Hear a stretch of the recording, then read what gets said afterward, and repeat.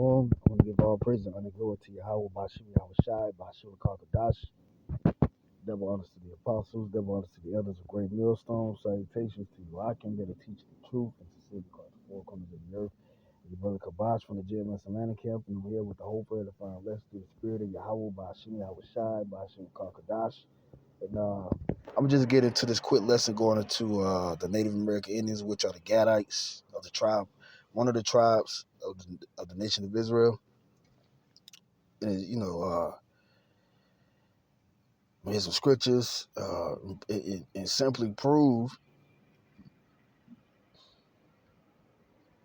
that the Lord prophesied about this in the future. Concerning Gad, which the word Gad means troop. Now, when Esau, the so-called white man, came over, Gad and Reuben and Issachar, which Reuben is Seminole Indians, and they're different various tribes, along with Issachar, which are the Mexicans, and their various tribes, along with Gad, which is the so-called Native American Indians. They embraced Esau when they came over here. But what did Esau do? He turned his back. Why? Because he's the wicked. He didn't change. Sirach chapter 12, verse 10 and 11 goes into that. So I'm going to go ahead and get into this quick video and get some literature on it and some scriptures, and then that'll be it. The story I'm about to tell is pure evil.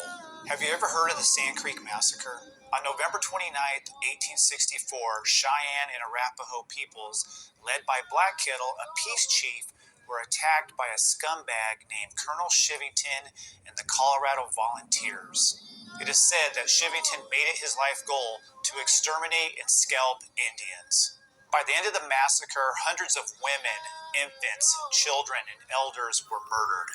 U.S. soldiers then mutilated the bodies of the dead, cutting off scalps and various body parts as war trophies. But what happened to the dead bodies? The U.S. Army cut off their heads, boiled down their skulls so they could be used in crania studies. These crania studies were meant to prove that indigenous people... And a lot of you jakes don't even be in uproar about that. You go to these colleges. You don't have to go to high school to see these things such as the study of the skull and all of that. No, and how did Esau get all of that anyway? He got it by wickedness. So you go to these colleges, it commemorates or has a memorial of Esau defeating Jake without even saying it. They put it, in other words, as education or higher learning. But his higher learning is wicked. His higher learning is of Satan. That's why the Lord said, drink out of thy own sinister. Proverbs chapter 5, verse 15. The sinister is talking about this well. It's an allegory. It's metaphorically speaking about us having our well. This is what keeps us alive. Water. What's in the well? Water. Clean water. You can drink, you can wash, you can bathe with it. With Esau, you don't have no resources with Esau. Education.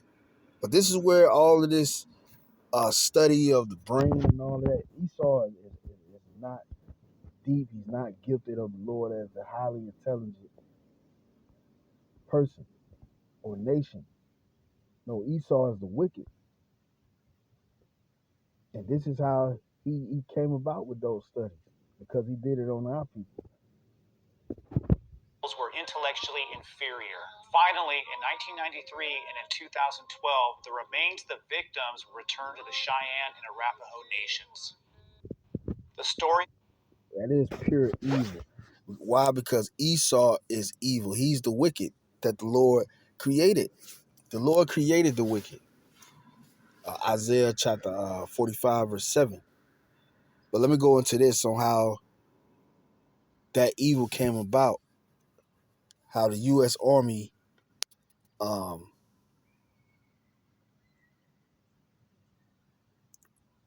was going against Jake. Matter of fact, I'm gonna get this right quick.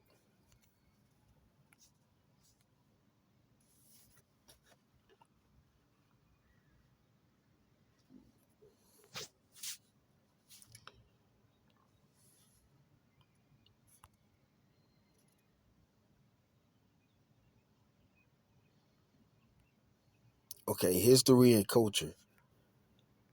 It says the morning of November 29th, 1864, the chiefs black kettle, white antelope, one eye, yellow wolf, big man, bear man, war bonnet, spotted crow, bear robe, and others such as Gray Beard, aka Wolf Gray, and Little Bear were encamped by the Big Sandy Creek and some 40 miles north of Fort Lyon.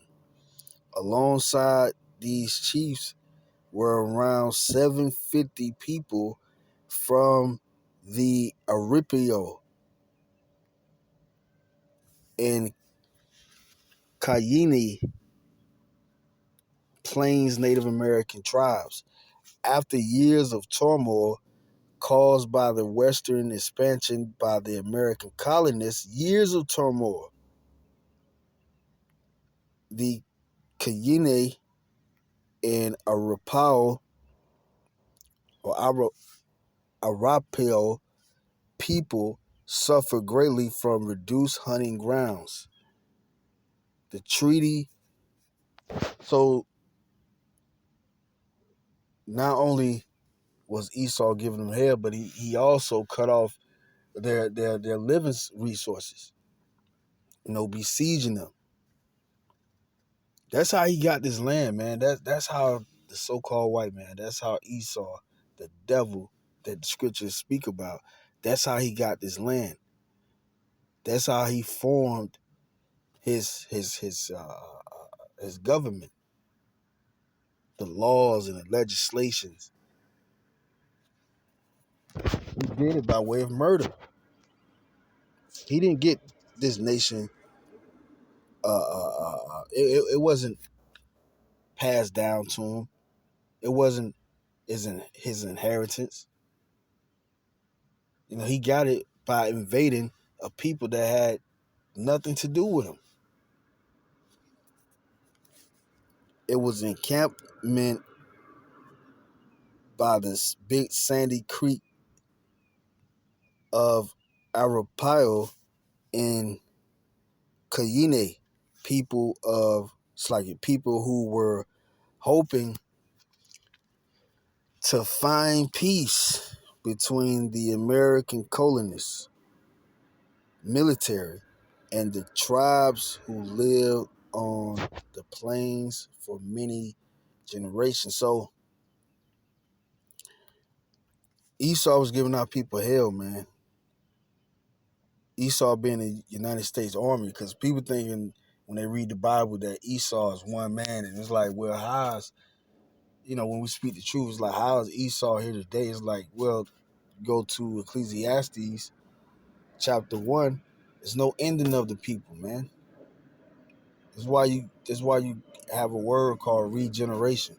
And what does generate means? It's a circle of life. Like in Ecclesiastes chapter 12 says, the spirit of man go upward and the spirit of the animal go downward, meaning in the earth. There's no hell underneath the earth. Matter of fact, underneath the earth is the universe. So, now you want to go into the spirit part. Well, when you die, you're gonna go there. We're just saying that is, well, how you get the compass of down. That's what hell is. Well, literally, you go back to the Greek mythology, where Hades means meaning the grave. So hell is under, but it's not the hell that these people speak about. That the devil is at with a pitchfork waiting on you, where you're going to be burning eternally because you did bad on this side. No, that's no such thing. Hell is a condition played out on earth. Man go back to the spirit world. And the animals, when they die, they come back to the earth.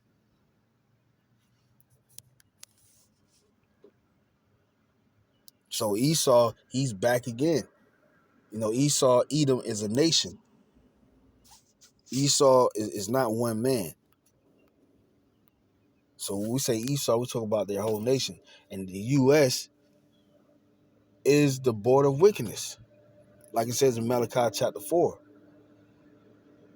The Esau runs these plains. These are Esau borders. You can't even fly without a permit. You can't even drive a car without getting a license under his laws, under his guidelines. You can't even make your bread and butter. They go to show you who is ruling in these times. And then the things that are going on in these times really declares that we are in the last days. Genesis chapter 49, verse 1. And Jacob called unto his sons and said, gather yourselves together that I may tell you that which shall befall you in the last days. Gather yourselves together and hear, ye sons of Jacob, and hearken unto Israel your father.